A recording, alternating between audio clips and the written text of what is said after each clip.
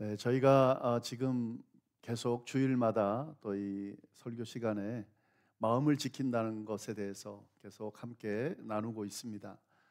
이 마음을 지킨다는 건 참 중요합니다. 개인의 삶을 지킨다는 의미가 있고 또 가정을 지킨다는 의미도 있고 우리가 속해 있는 교회 또 공동체를 지킨다는 의미가 있습니다. 마음을 지키지 못할 때 관계를 지키지 못하게 되고 관계를 지키지 못할 때 그 공동체가 깨지는 또 우리의 삶도 깨지는 그런 결과가 나타나기 때문에 마음을 지킨다라고 하는 것은 너무너무 중요하다고 볼 수 있겠습니다.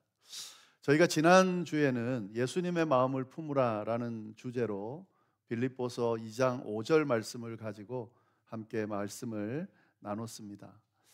마음을 지킨다는 것이 참 중요한데 그게 잘 안 된다는 거죠.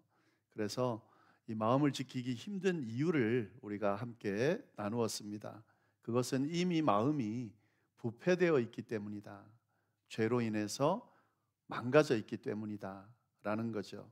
이미 망가져 있기 때문에 그것을 지킨다는 것이 사실 불가능한 거죠. 그래서 그 부패되어 있는, 망가져 있는, 타락되어 있는 그 마음을 새 것으로 바꾸기 전까지는 그 마음을 지킨다는 것 자체가 의미가 없다라는 말씀을 우리가 함께 나누었습니다. 마음을 새롭게 한다는 건 어떻게 하면 가능한가? 예수님의 마음을 품음으로 가능하다라는 말씀을 함께 나누었습니다. 예수님의 마음을 우리의 마음속에 담음으로 그 예수님의 마음을 가지고 살아갈 때에 우리가 새 마음을 가지고 살아갈 수 있다라고 하는 말씀이었습니다.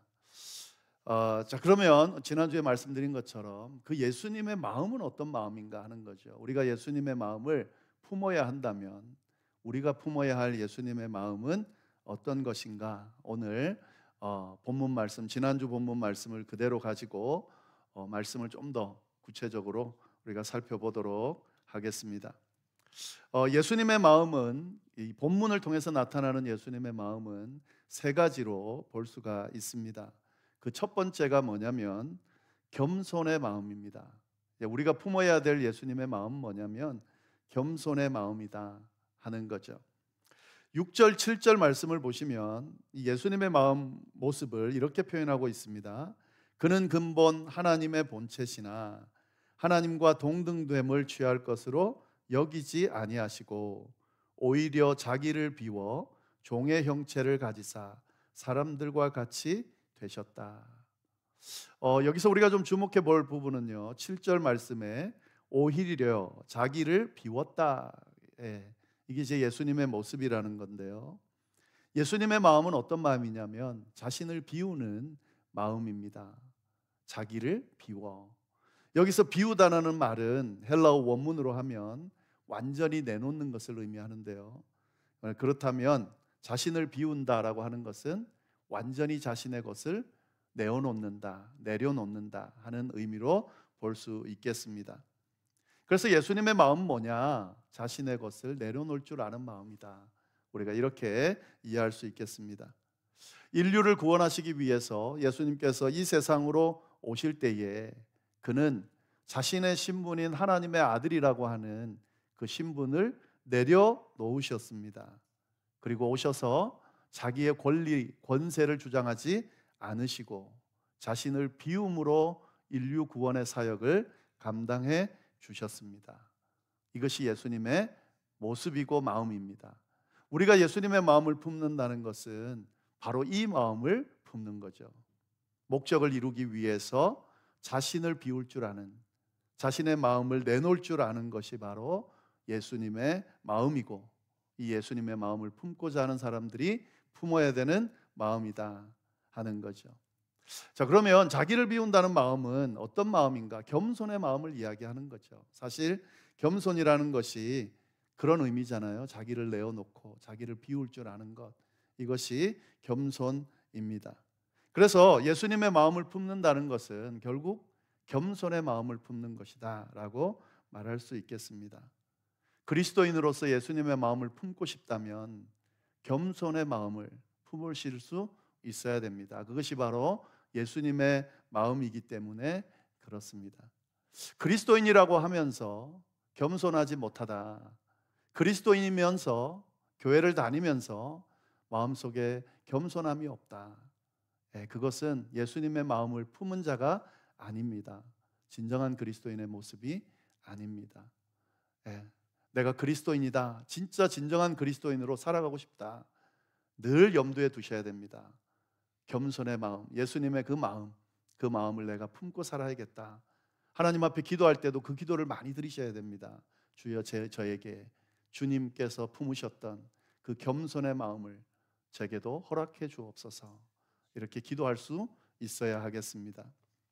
자, 그런데 이 겸손의 마음을 생각할 때 꼭 기억해야 되는 사실이 있습니다. 이 오해가 있으면은 이 겸손의 마음을 제대로 이해하고 제대로 품을 수가 없기 때문에 그런데요. 겸손하다는 것을 이해할 때 내가 낮아지는 거다 이렇게 이해하는 경우가 있습니다. 맞죠? 겸손은 낮아지는 거죠. 그러나 우리가 잘 이해해야 될 것은 겸손이 나 자신을 낮추는 거다. 그건 아니에요. 겸손하다고 해서 나 자신이 낮아지는 건 아닙니다. 그건 변하지 않아야 되죠. 예수님께서 보여주신 그 모습을 보면 그가 보인 겸손의 마음이 자신을 낮춘 건데, 자신을 낮췄다고 해서 진짜 낮아진 게 아니라는 거죠. 제가 뭘 말씀을 드리고 싶으냐면 이 이야기를 하고 싶은 겁니다. 우리가 겸손한 마음을 가지지 못하는 이유를 잘 생각해 보면 이런 이유 때문에 겸손하기가 힘든 거죠. 뭐냐면 일반적으로 사람들은 이 무시당하는 것을 별로 원하지 않죠. 또 낮게 평가받는 것을 원하지 않습니다. 모든 사람이 다 그렇습니다. 그 누구도 자신을 낮게 누가 평가하거나 무시하거나 그거를 원하지 않습니다. 만약에 누군가가 나를 무시한다면 또 누군가가 나를 낮게 평가한다면 그거를 견딜 수 있는 사람은 많지 않을 거예요. 왜냐하면 그걸 원하지 않기 때문에 그렇습니다. 만약에 누군가 나를 무시하고 낮게 생각한다면 가만히 있지를 못하는 이유가 바로 우리가 낮게 평가되고 무시당하기를 원치 않기 때문에 그렇습니다. 그런 마음을 갖고 있는 우리에게 자꾸 겸손하라고 한다면 사실 쉽지가 않은 거죠. 무시당하고 싶지 않고 낮게 평가받고 싶지 않은데 자꾸 겸손하라 그러면, 자꾸 나를 낮추라 그러면 쉽지가 않은 거죠. 겸손하다는 것은 단순히 나를 낮추는 것 이상의 의미가 있다는 것을 우리가 잘 기억할 필요가 있는데요. C.S. 루이스라고 하는 사람이 이런 이야기를 했습니다. 진정한 겸손은 자신을 낮게 생각하는 것이 아니라 자신을 덜 생각하는 거다라고 이야기했습니다. 그러니까 겸손이라는 건, 진정한 겸손이라는 거는 자신의 가치를 낮게 평가하는 게 아니고 자신에 대해서 덜 생각하는 것이 바로 진정한 겸손이다 하는 거죠. 이 말씀의 근거에서 겸손하지 못한 사람들을 잘 보면 특징이 있어요. 그 특징이 뭐냐면 끊임없이 자신을 드러내려고 합니다. 자신의 목소리를 높이려고 합니다. 겸손하지 못한 사람들의 특징, 자신의 이야기만 하고요. 다른 사람들의 이야기에 그렇게 귀를 기울이지 않습니다. 뭔가를 지적은 참 잘하는데 다른 사람이 자신에 대해서 지적하는 것은 용납하지를 못합니다. 아예 그렇지 못하게 하는 경우가 있습니다. 겸손하지 못한 사람은 자꾸 자기를 드러내려고 해요. 그런데 거꾸로 겸손한 사람들을 보면 굳이 자신을 드러내려고 하지 않습니다. 누가 봐도 사실 드러내도 괜찮은 그런 모습을 가지고 있음에도 불구하고 굳이 내 이야기를 하려고 하지 않습니다. 자신을 드러내든 드러내지 않든 자신의 모습이 달라지지 않기 때문에 굳이 드러낼 이유가 없는 거죠. 또 이런 겸손한 사람들의 특징을 보면 다른 사람들의 이야기에 도리어 귀를 기울일 줄 아는 사람입니다. 자신은 완전한 사람이 아니라는 것을, 잘하는 것도 있지만 부족한 부분이 있다는 것을 알고 있기 때문에 다른 사람들의 이야기에 귀를 기울일 줄 아는 거죠. 겸손은 이런 겁니다.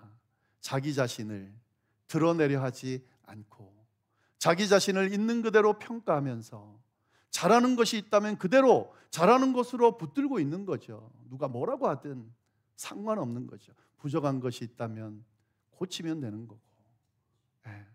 예수님의 마음을 가만히 들여다보면 그런 거예요. 예수님은 하나님의 아들인데 이 세상에 오셔서 하나님의 아들일 뿐만 아니라 완전히 이 세상 그 어떤 사람보다도 변방해서 그렇게 태어난 존재로 그렇게 여겨졌음에도 불구하고 심지어는 그런 십자가의 고난과 핍박과 또 멸시와 이런 것을 당했음에도 불구하고 굳이 자신이 하나님의 아들이라는 것을 막 드러내서 사람들에게 알리려고 막 애쓰지 않았다는 거죠.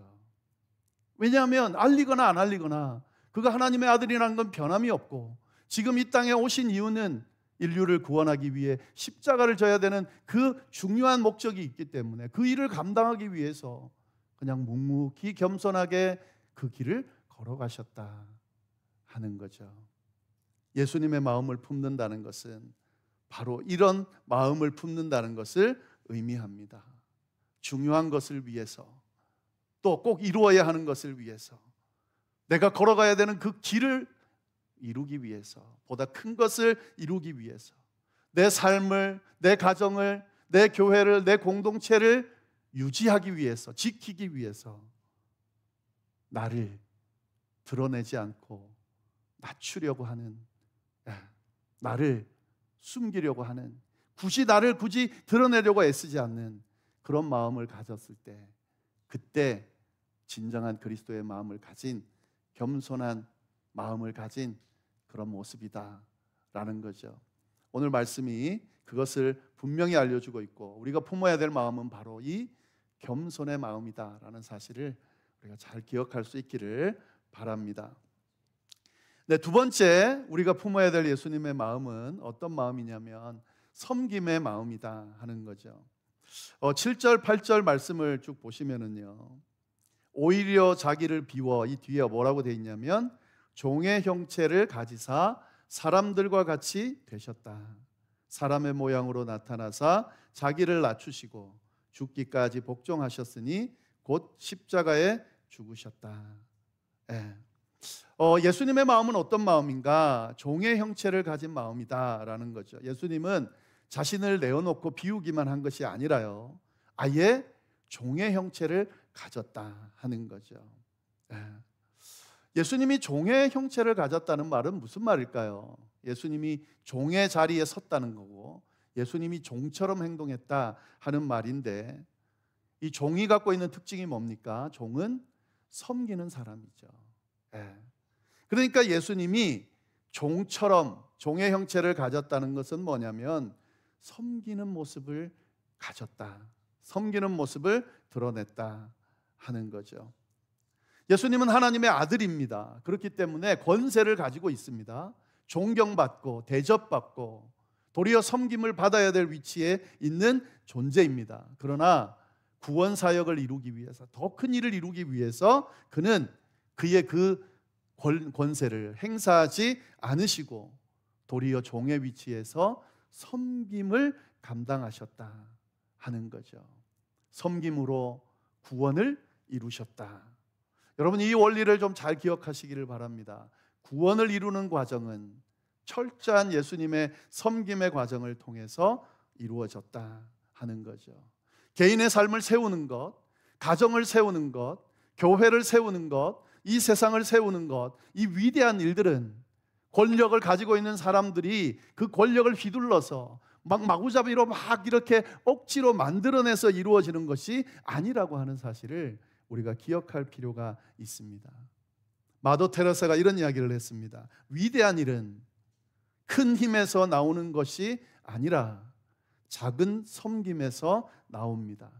아무것도 아닌 것 같은 작은 섬김이, 그 섬김이 담긴 사랑이 세상을 바꿉니다.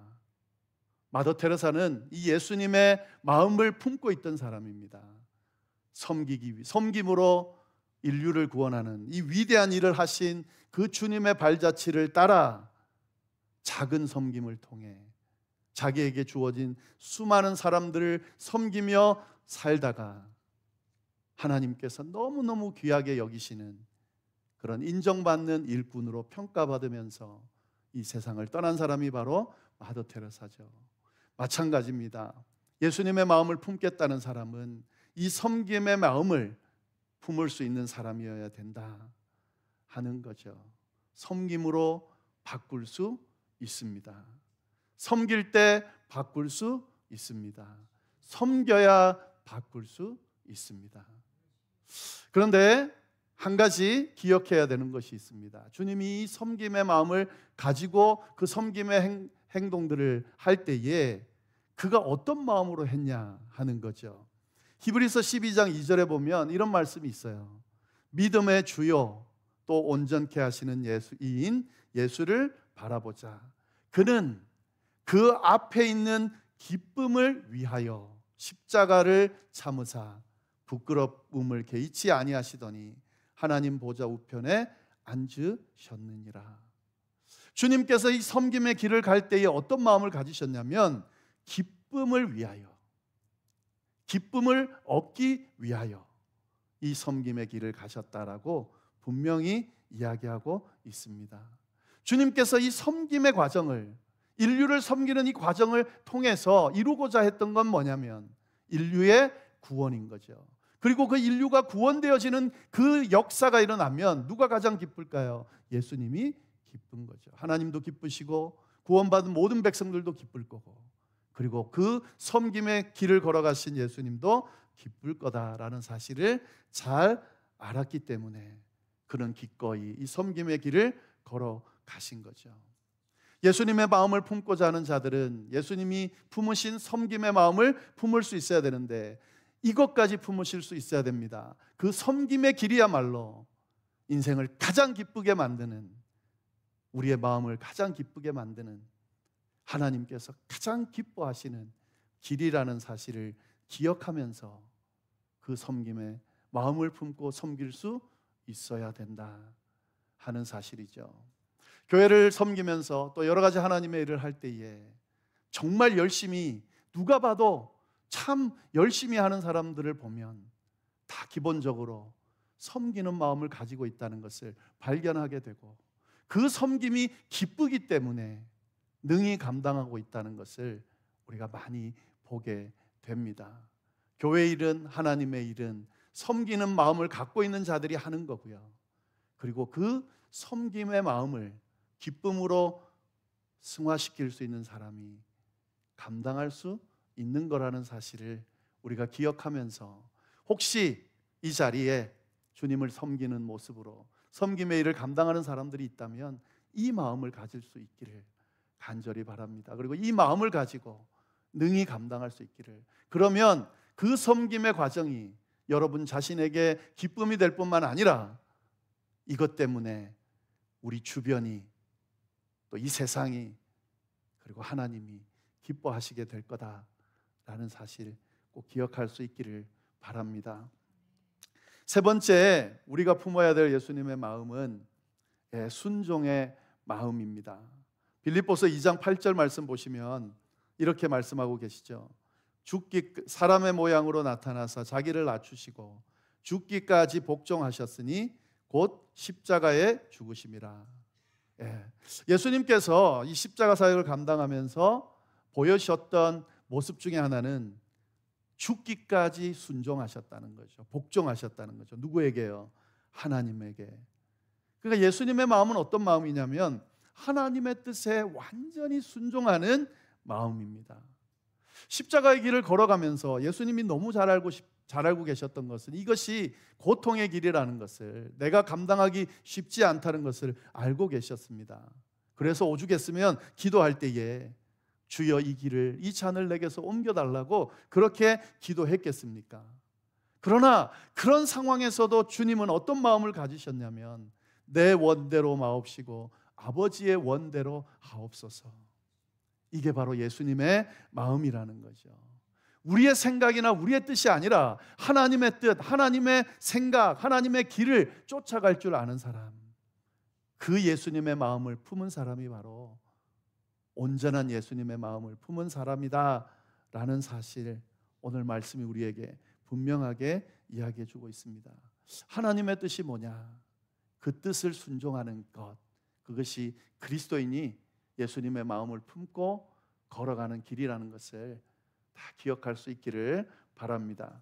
그런데 우리가 순종에 대해서 생각할 때 한 가지 더 생각하면 좋겠는데요, 이 순종이 무슨 마음을 담고 있냐면 사랑의 마음을 담고 있다라고 하는 것이죠. 예수님께서 보여주신 순종은 결국 무슨 표현입니까? 사랑의 표현이에요.